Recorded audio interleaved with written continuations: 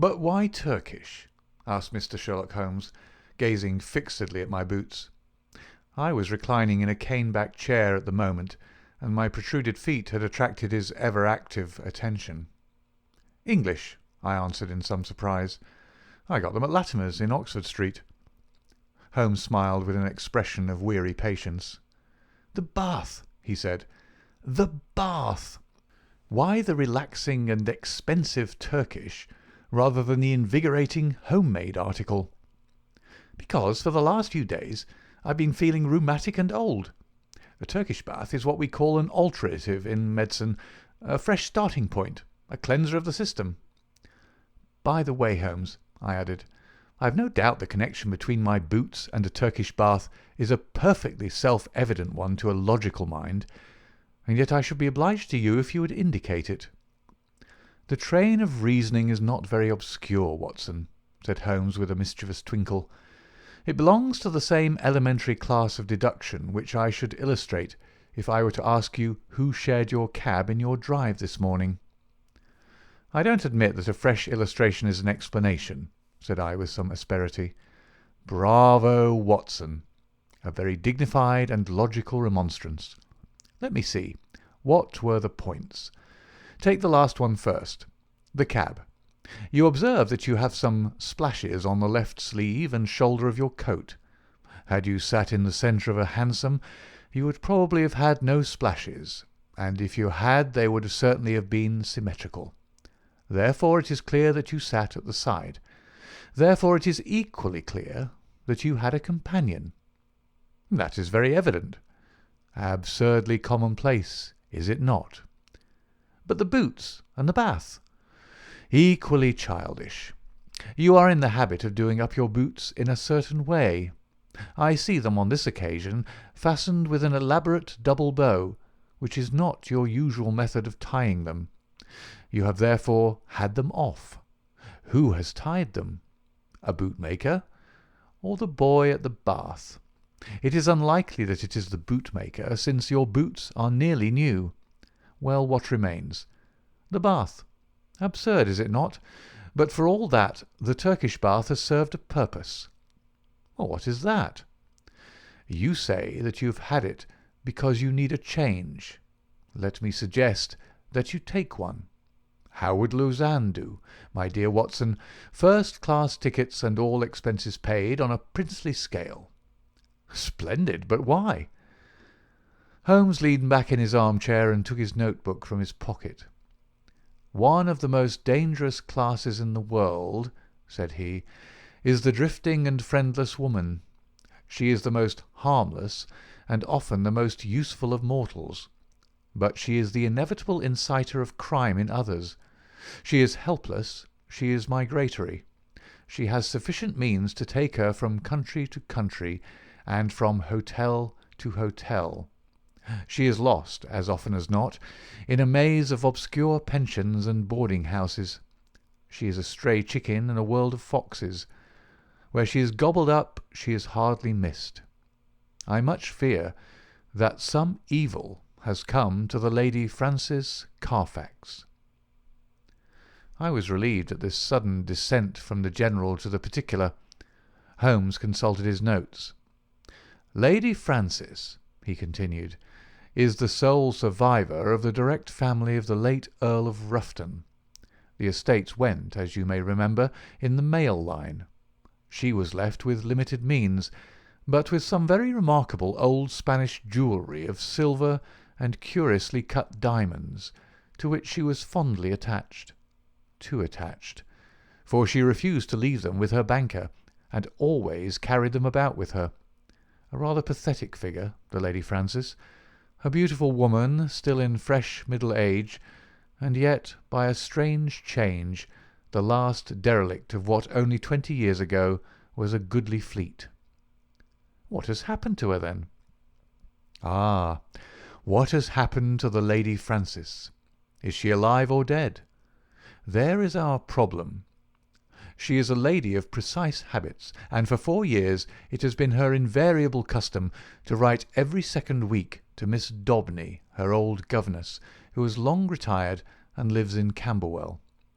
It is this Miss Daubeny who has consulted me. Nearly 5 weeks have passed without a word. The last letter was from the Hotel National at Lausanne. Lady Frances seems to have left there and given no address. The family are anxious, and as they are exceedingly wealthy, no sum will be spared if we can clear the matter up. Is Miss Daubeny the only source of information? Surely she had other correspondents. There is one correspondent who is a sure draw, Watson. That is the bank. Single ladies must live, and their passbooks are compressed diaries. She banks at Sylvester's. I have glanced over her account. The last cheque but one paid her bill at Lausanne, but it was a large one and probably left her with cash in hand. Only one cheque has been drawn since. To whom and where? To Miss Marie Devine. There is nothing to show where the cheque was drawn. It was cashed at the Crédit Lyonnais at Montpellier less than 3 weeks ago. The sum was £50. And who is Miss Marie Devine? That also I have been able to discover. Miss Marie Devine was the maid of Lady Frances Carfax. Why she should have paid her this cheque we have not yet determined. I have no doubt, however, that your researches will soon clear the matter up. My researches? Hence the health-giving expedition to Lausanne. You know that I cannot possibly leave London while old Abrahams is in such mortal terror of his life. Besides, on general principles it is best that I should not leave the country. Scotland Yard feels lonely without me, and it causes an unhealthy excitement among the criminal classes.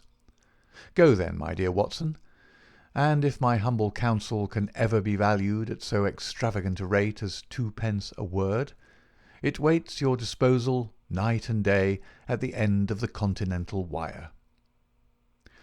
2 days later found me at the Hotel National at Lausanne, where I received every courtesy at the hands of Monsieur Mose, the well-known manager. Lady Frances, as he informed me, had stayed there for several weeks. She had been much liked by all who met her. Her age was not more than 40. She was still handsome, and bore every sign of having in her youth been a very lovely woman. Monsieur Mose knew nothing of any valuable jewellery, but it had been remarked by the servants that the heavy trunk in the lady's bedroom was always scrupulously locked. Marie Devine, the maid, was as popular as her mistress. She was actually engaged to one of the head waiters in the hotel, and there was no difficulty in getting her address. It was 11 Rue de Trajan, Montpellier. All this I jotted down, and felt that Holmes himself could not have been more adroit in collecting his facts. Only one corner still remained in the shadow. No light which I possessed could clear up the cause for the lady's sudden departure. She was very happy at Lausanne. There was every reason to believe that she intended to remain for the season in her luxurious rooms overlooking the lake.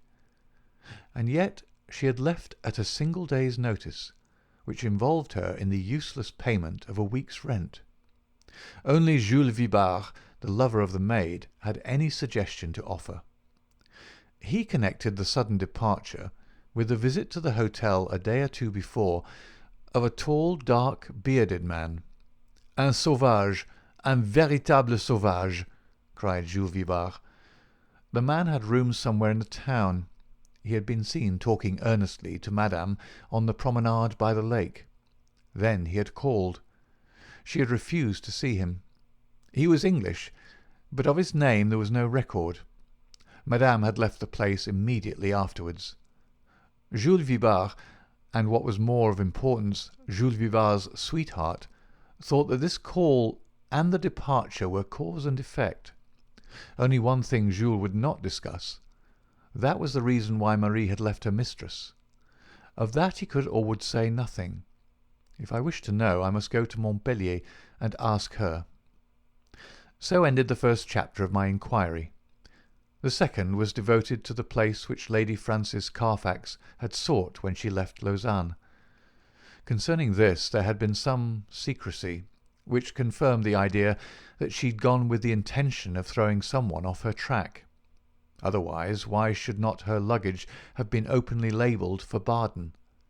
Both she and it reached the Rhenish Spa by some circuitous route. This much I gathered from the manager of Cook's local office. So to Baden I went, after dispatching to Holmes an account of all my proceedings, and receiving in reply a telegram of half-humorous commendation. At Baden the track was not difficult to follow. Lady Frances had stayed at the Englischer Hof for a fortnight. While there she had made the acquaintance of a Dr. Schlesinger and his wife, a missionary from South America. Like most lonely ladies, Lady Frances found her comfort and occupation in religion. Dr. Schlesinger's remarkable personality, his whole-hearted devotion, and the fact that he was recovering from a disease contracted in the exercise of his apostolic duties affected her deeply. She had helped Mrs. Schlesinger in the nursing of the convalescent saint. He spent his day, as the manager described it to me, upon a lounge chair on the veranda, with an attendant lady upon either side of him.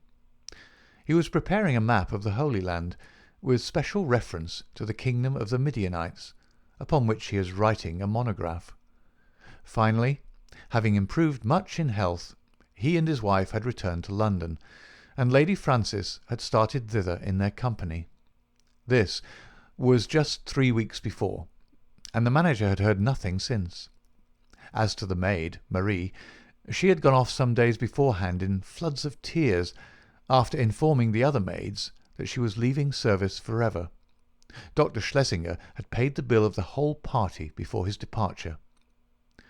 "By the way," said the landlord in conclusion, "you are not the only friend of Lady Frances Carfax who is inquiring after her just now. Only a week or so ago we had a man here upon the same errand." "Did he give a name?" I asked. "None, but he was an Englishman, though of an unusual type." "A savage?" said I, linking my facts after the fashion of my illustrious friend. "Exactly. That describes him very well. He is a bulky, bearded, sunburned fellow, who looks as if he would be more at home in a farmer's inn than in a fashionable hotel. A hard, fierce man, I should think, and one whom I should be sorry to offend." Already the mystery began to define itself, as figures grow clearer with the lifting of a fog. Here was this good and pious lady pursued from place to place by a sinister and unrelenting figure. She feared him, or she would not have fled from Lausanne. He had still followed. Sooner or later he would overtake her. Had he already overtaken her? Was that the secret of her continued silence? Could the good people who were her companions not screen her from his violence or his blackmail? What horrible purpose, what deep design, lay behind this long pursuit? There was the problem which I had to resolve. To Holmes I wrote, showing how rapidly and surely I had got down to the roots of the matter. In reply I had a telegram asking for a description of Dr. Schlesinger's left ear. Holmes's ideas of humour are strange and occasionally offensive, so I took no notice of his ill-timed jest. Indeed, I had already reached Montpellier in my pursuit of the maid Marie before his message came. I had no difficulty in finding the ex-servant, and in learning all that she could tell me. She was a devoted creature, who had only left her mistress because she was sure that she was in good hands, and because her own approaching marriage made a separation inevitable in any case. Her mistress had, as she confessed with distress, shown some irritability of temper towards her during their stay in Baden, and had even questioned her once as if she had suspicions of her honesty, and this had made the parting easier than it would otherwise have been. Lady Frances had given her £50 as a wedding present. Like me, Marie viewed with deep distrust the stranger who had driven her mistress from Lausanne. With her own eyes she had seen him seize the lady's wrist with great violence on the public promenade by the lake.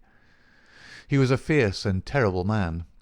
She believed that it was out of dread of him that Lady Frances had accepted the escort of the Schlesingers to London. She had never spoken to Marie about it, but many little signs had convinced the maid that her mistress lived in a state of continual nervous apprehension. So far she had got in her narrative, when suddenly she sprang from her chair, and her face was convulsed with surprise and fear. "See," she cried, "the miscreant follows still. There is the very man of whom I speak." Through the open sitting-room window I saw a huge, swarthy man with a bristling black beard walking slowly down the centre of the street and staring eagerly at the numbers of the houses. It was clear that, like myself, he was on the track of the maid. Acting upon the impulse of the moment, I rushed out and accosted him. "You're an Englishman," I said. "What if I am?" he asked with a most villainous scowl. "May I ask what your name is?" "No, you may not," said he with decision. The situation was awkward, but the most direct way is often the best. "Where is the Lady Frances Carfax?" I asked. He stared at me with amazement. "What have you done with her? Why have you pursued her? I insist upon an answer," said I. The fellow gave a bellow of anger and sprang upon me like a tiger. I've held my own in many a struggle, but the man had a grip of iron and the fury of a fiend. His hand was on my throat, and my senses were nearly gone before an unshaven French ouvrier in a blue blouse darted out from a cabaret opposite with a cudgel in his hand and struck my assailant a sharp crack over the forearm, which made him leave go his hold. He stood for an instant, fuming with rage, and uncertain whether he should not renew his attack. Then, with a snarl of anger, he left me and entered the cottage from which I had just come. I turned to thank my preserver, who stood beside me in the roadway. "Well, Watson," said he, "a very pretty hash you've made of it. I rather think you'd better come back with me to London by the night express." An hour afterwards, Sherlock Holmes, in his usual garb and style, was seated in my private room at the hotel. His explanation of his sudden and opportune appearance was simplicity itself, for, finding that he could get away from London, he determined to head me off at the next obvious point of my travels. In the disguise of a working man, he had sat in the cabaret waiting for my appearance. "And a singularly consistent investigation you've made, my dear Watson," said he. "I cannot at the moment recall any possible blunder which you have omitted. The total effect of your proceeding has been to give the alarm everywhere and yet to discover nothing." "Perhaps you'd have done no better," I answered bitterly. "There is no perhaps about it. I have done better. Here is the Honourable Philip Green, who is a fellow lodger with you in this hotel, and we may find him the starting point for a more successful investigation." A card had come up on a salver, and it was followed by the same bearded ruffian who had attacked me in the street. He started when he saw me. "What is this, Mr. Holmes?" he asked. "I had your note and I've come. But what has this man to do with the matter?" "This is my old friend and associate, Dr. Watson, who's helping us in this affair." The stranger held out a huge, sunburned hand with a few words of apology. "I hope I didn't harm you.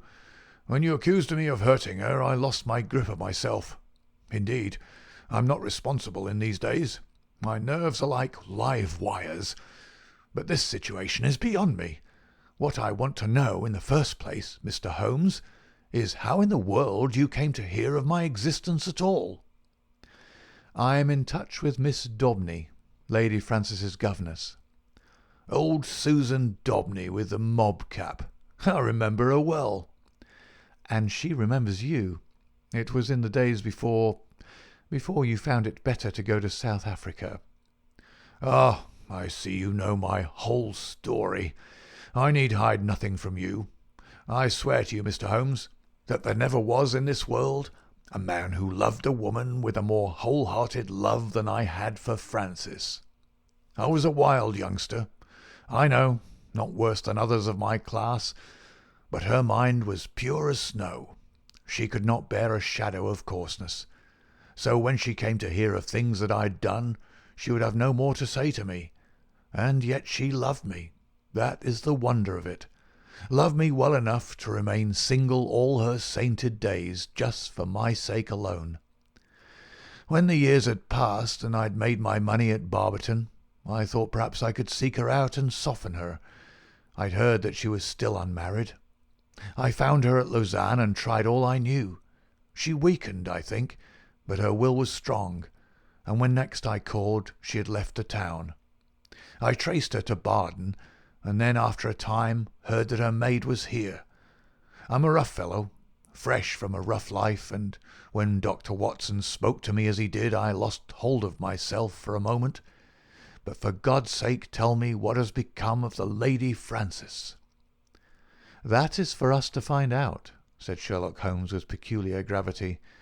"What is your London address, Mr. Green?" "The Langham Hotel will find me." "Then may I recommend that you return there and be on hand in case I should want you. I have no desire to encourage false hopes, but you may rest assured that all that can be done will be done for the safety of Lady Frances. I can say no more for the instant. I will leave you this card so that you may be able to keep in touch with us. Now, Watson, if you will pack your bag, I will cable to Mrs. Hudson to make one of her best efforts for 2 hungry travellers at 7:30 tomorrow." A telegram was awaiting us when we reached our Baker Street rooms, which Holmes read with an exclamation of interest and threw across to me. "Jagged or torn" was the message, and the place of origin, Baden. "What is this?" I asked. "It is everything," Holmes answered. "You may remember my seemingly irrelevant question as to this clerical gentleman's left ear. You did not answer it." "I'd left Baden and could not inquire." "Exactly. For this reason I sent a duplicate to the manager of the Englischer Hof, whose answer lies here." "What does it show?" "It shows, my dear Watson, that we are dealing with an exceptionally astute and dangerous man. The Reverend Dr. Schlesinger, missionary from South America, is none other than Holy Peters, one of the most unscrupulous rascals that Australia has ever evolved, and for a young country it has turned out some very finished types. His particular specialty is the beguiling of lonely ladies by playing upon their religious feelings, and his so-called wife, an Englishwoman named Fraser, is a worthy helpmate. The nature of his tactics suggested his identity to me, and this physical peculiarity, he was badly bitten in a saloon fight at Adelaide in '89, confirmed my suspicion. This poor lady is in the hands of a most infernal couple, who will stick at nothing, Watson. That she is already dead is a very likely supposition. If not, she is undoubtedly in some sort of confinement, and unable to write to Miss Daubeny or her other friends. It is always possible that she never reached London, or that she has passed through it, but the former is improbable, as, with their system of registration, it is not easy for foreigners to play tricks with the continental police, and the latter is also unlikely, as these rogues could not hope to find any other place where it would be as easy to keep a person under restraint. All my instincts tell me that she is in London, but as we have at present no possible means of telling where, we can only take the obvious steps, eat our dinner, and possess our souls in patience. Later in the evening I will stroll down and have a word with friend Lestrade at Scotland Yard. But neither the official police nor Holmes's own small but very efficient organisation sufficed to clear away the mystery. Amid the crowded millions of London, the 3 persons we sought were as completely obliterated as if they had never lived. Advertisements were tried and failed. Clues were followed and led to nothing. Every criminal resort which Schlesinger might frequent was drawn in vain. His old associates were watched, but they kept clear of him. And then suddenly, after a week of helpless suspense, there came a flash of light. A silver and brilliant pendant of old Spanish design had been pawned at Bovington's in Westminster Road. The pawner was a large, clean-shaven man of clerical appearance. His name and address were demonstrably false. The ear had escaped notice, but the description was surely that of Schlesinger. 3 times had our bearded friend from the Langham called for news. The 3rd time within an hour of this fresh development. His clothes were getting looser on his great body. He seemed to be wilting away in his anxiety. "If you'll only give me something to do," was his constant wail. At last Holmes could oblige him.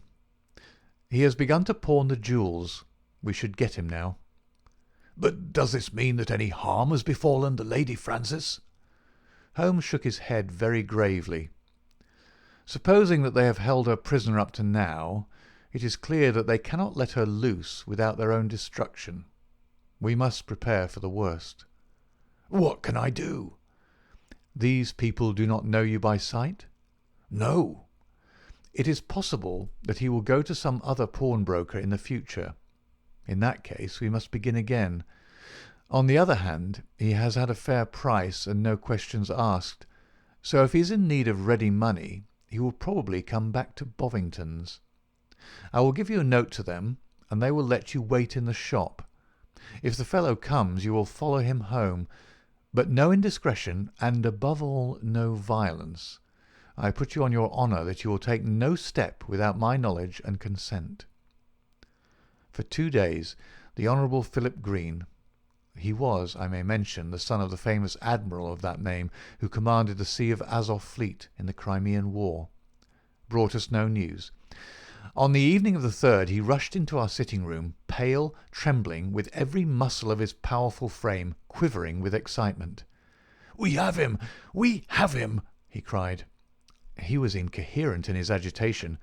Holmes soothed him with a few words and thrust him into an armchair. "Come now, give us the order of events," said he. "She came only an hour ago. It was the wife this time, but the pendant she brought was the fellow of the other. She is a tall, pale woman with ferret eyes." "That is the lady," said Holmes. "She left the office and I followed her. She walked up the Kennington Road and I kept behind her. Presently she went into a shop. Mr. Holmes, it was an undertaker's." My companion started. "Well?"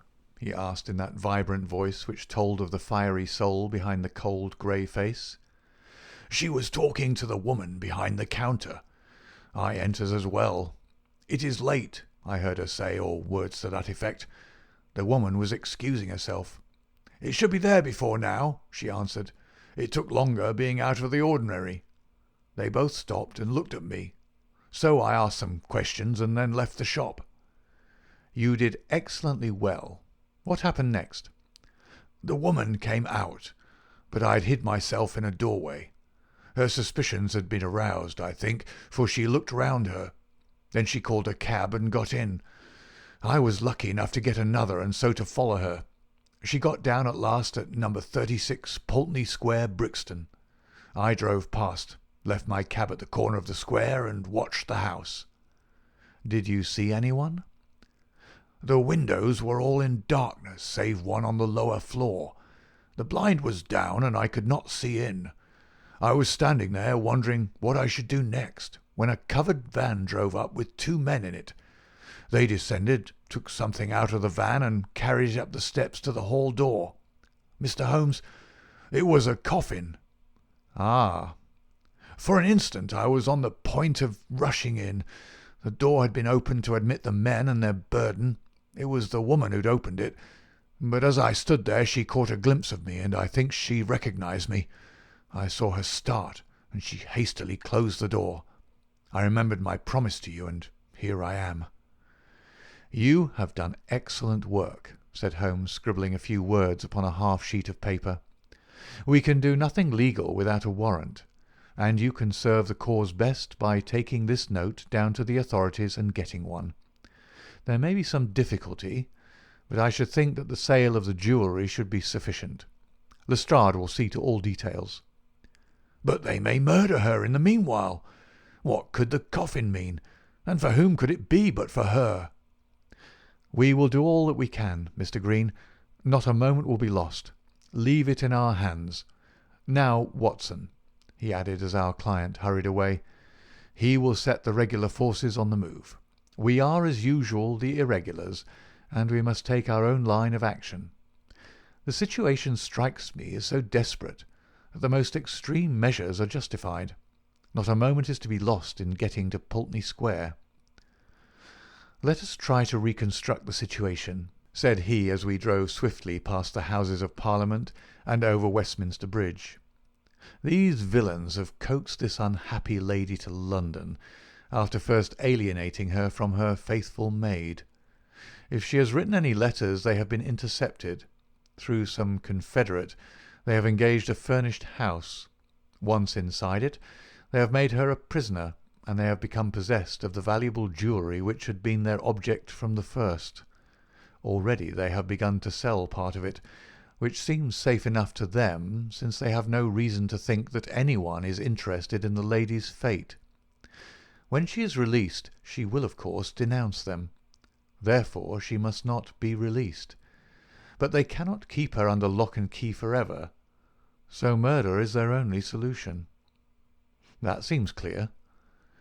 Now we will take another line of reasoning. When you follow two separate chains of thought, Watson, you will find some point of intersection which should approximate to the truth. We will start now not from the lady, but from the coffin, and argue backward. That incident proves, I fear, beyond all doubt, that the lady is dead. It points also to an orthodox burial with proper accompaniment of medical certificate and official sanction. Had the lady been obviously murdered, they would have buried her in a hole in the back garden. But here all is open and regular. What does this mean? Surely that they have done her to death in some way which has deceived the doctor and simulated a natural end, poisoning perhaps. And yet how strange that they should ever let a doctor approach her, unless he were a confederate, which is hardly a credible proposition. Could they have forged a medical certificate? Dangerous, Watson, very dangerous. No, I hardly see them doing that. Pull up, cabby. This is evidently the undertaker's, for we have just passed the pawnbroker's. Would you go in, Watson? Your appearance inspires confidence. Ask what hour the Pulteney Square funeral takes place tomorrow. The woman in the shop answered me without hesitation that it was to be at 8 o'clock in the morning. You see, Watson, no mystery, everything above board. In some way the legal forms have undoubtedly been complied with, and they think that they have little to fear. Well, there's nothing for it now but a direct frontal attack. Are you armed? My stick. Well, well, we shall be strong enough. Thrice is he armed who hath his quarrel just. We simply can't afford to wait for the police or to keep within the four corners of the law. You can drive off, cabby. Now, Watson, we'll just take our luck together as we have occasionally in the past. He had rung loudly at the door of a great dark house in the centre of Pulteney Square. It was opened immediately, and the figure of a tall woman was outlined against the dim-lit hall. "Well, what do you want?" she asked sharply, peering at us through the darkness. "I want to speak to Dr. Schlesinger," said Holmes. "There's no such person here," she answered, and tried to close the door, but Holmes had jammed it with his foot. "Well, I want to see the man who lives here, whatever he may call himself," said Holmes firmly. She hesitated. Then she threw open the door. "Well, come in," she said. "My husband is not afraid to face any man in the world." She closed the door behind us and showed us into a sitting-room on the right side of the hall, turning up the gas as she left us. "Mr. Peters will be with you in an instant," she said. Her words were literally true, for we had hardly time to look round the dusty and moth-eaten apartment in which we found ourselves before the door opened and a big, clean-shaven, bald-headed man stepped lightly into the room. He had a large red face, with pendulous cheeks, and a general air of superficial benevolence, which was marred by a cruel, vicious mouth. "There is surely some mistake here, gentlemen," he said in an unctuous, made-everything-easy voice. "I fancy that you have been misdirected. Possibly if you tried farther down the street." "That will do. We have no time to waste," said my companion firmly. "You are Henry Peters of Adelaide, late the Reverend Dr. Schlesinger of Baden and South America. I am as sure of that as that my own name is Sherlock Holmes." Peters, as I will now call him, started and stared hard at his formidable pursuer. "I guess your name does not frighten me, Mr. Holmes," said he coolly. "When a man's conscience is easy, you can't rattle him. What is your business in my house?" I want to know what you've done with the Lady Frances Carfax, whom you brought away with you from Baden." "I'd be very glad if you could tell me where that lady may be," Peters answered coolly. "I've a bill against her for nearly £100, and nothing to show for it but a couple of trumpery pendants that the dealer would hardly look at. She attached herself to Mrs. Peters and me at Baden. It is a fact that I was using another name at the time, and she stuck on to us until we came to London. I paid her bill and her ticket. Once in London she gave us the slip, and, as I say, left these out-of-date jewels to pay her bills. You find her, Mr. Holmes, and I'm your debtor." "I mean to find her," said Sherlock Holmes. "I'm going through this house till I do find her." "Where is your warrant?" Holmes half drew a revolver from his pocket. "This will have to serve till a better one comes."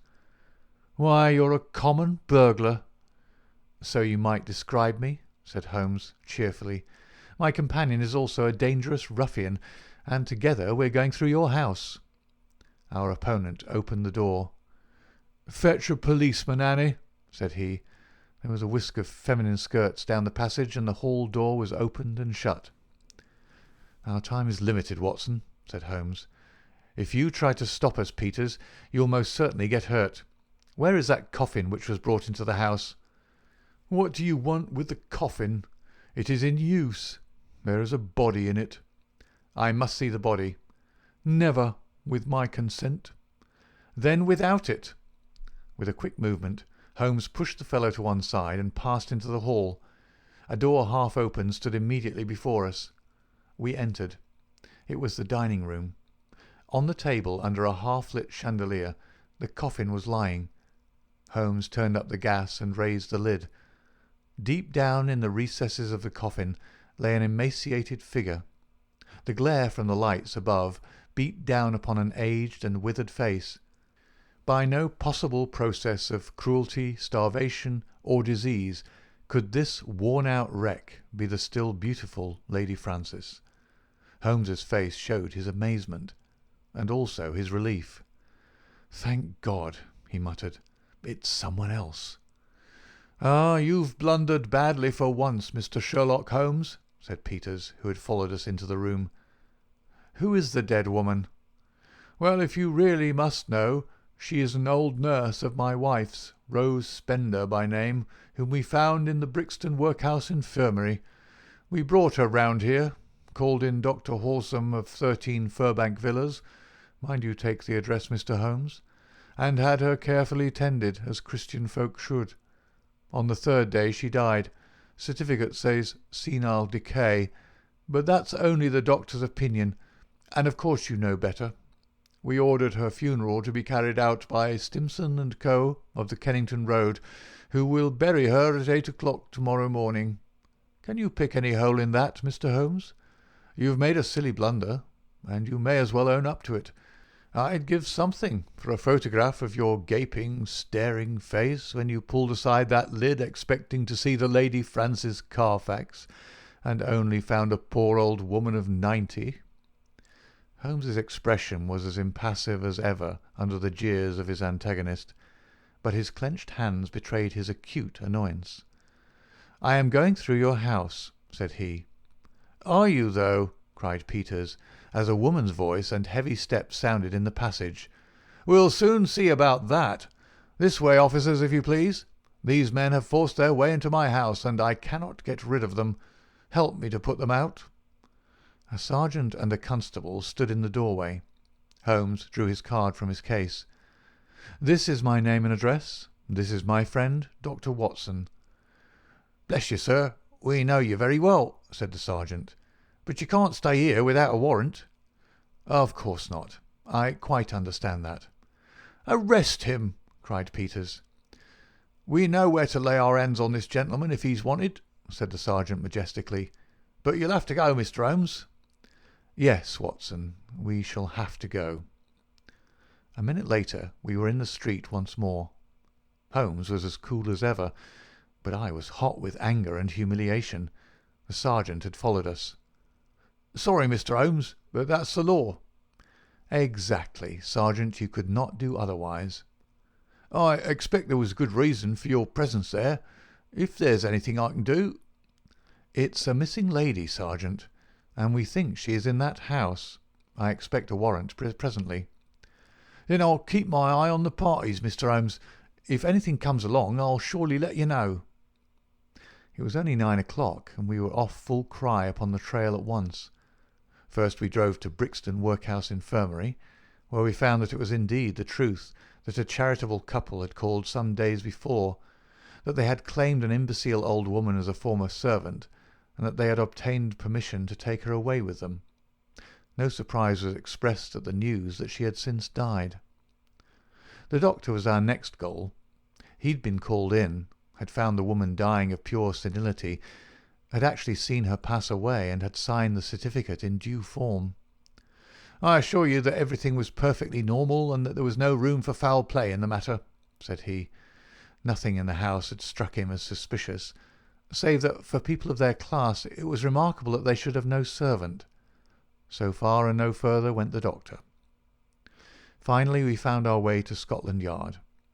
There had been difficulties of procedure in regard to the warrant. Some delay was inevitable. The magistrate's signature might not be obtained until next morning.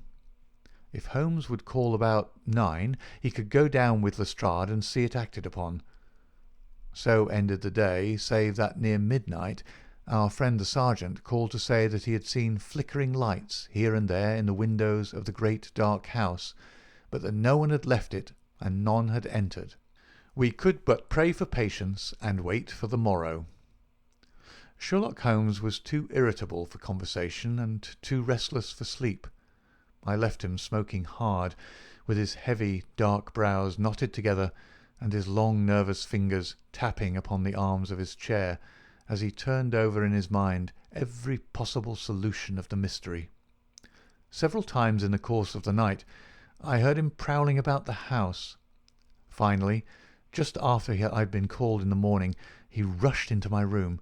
He was in his dressing-gown, but his pale, hollow-eyed face told me that his night had been a sleepless one. "What time was the funeral?" "8, was it not?" he asked eagerly. "Well, it is 7:20 now. Good heavens, Watson, what has become of any brains that God has given me? Quick, man, quick! It's life or death. 100 chances on death to 1 on life. I'll never forgive myself, never, if we're too late." 5 minutes had not passed before we were flying in a hansom down Baker Street. But even so it was 25 to 8 as we passed Big Ben, and 8 struck as we tore down the Brixton Road. But others were late as well as we. 10 minutes after the hour, the hearse was still standing at the door of the house, and even as our foaming horse came to a halt, the coffin, supported by 3 men, appeared on the threshold. Holmes darted forward and barred their way. "Take it back!" he cried, laying his hand on the breast of the foremost. "Take it back this instant!" "What the devil do you mean?" "Once again I ask you, where's your warrant?" shouted the furious Peters, his big red face glaring over the farther end of the coffin. "The warrant is on its way. The coffin shall remain in the house until it comes." The authority in Holmes's voice had its effect upon the bearers. Peters had suddenly vanished into the house, and they obeyed these new orders. "Quick, Watson, quick! Here is a screwdriver," he shouted as the coffin was replaced upon the table. "Here's one for you, my man. A sovereign if the lid comes off in a minute. Ask no questions. Work away. That's good. Another, and another. Now pull all together. It's giving. It's giving. Ah, that does it at last."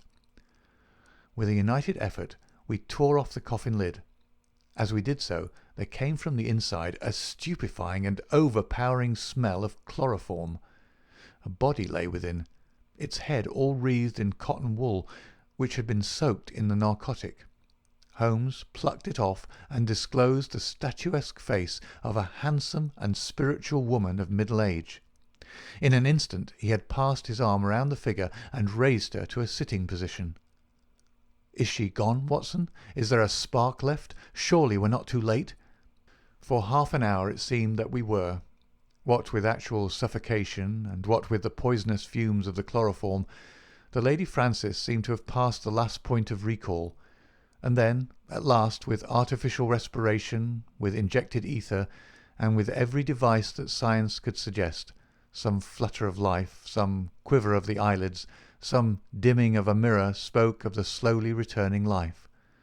A cab had driven up, and Holmes, parting the blind, looked out at it. "Here is Lestrade with his warrant," said he.